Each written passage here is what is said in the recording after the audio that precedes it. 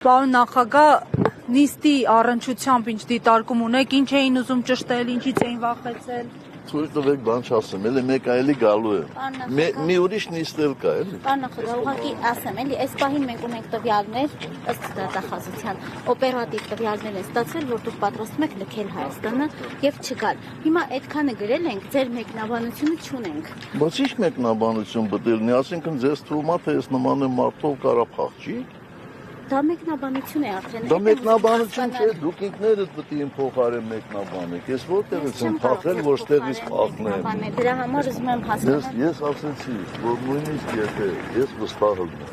որ Հայաստանի որևէ դատարան ինձ կդատապարտի մահապատժի, ես այս երկրից չեմ փախել, իմ երկիրն է, այս իրանց երկիրը չէ։ Իմ երկիրն է։ Ես իմ երկրից ու պետք է փախչեմ։ Օպերատիվ տվյալներ էին ներկայացնում, Ինչ օպերատիվ տվյալներ։ Այդ օպերատիվ տվյալներով ես արդեն փախած պետք է լինեի վաղուց։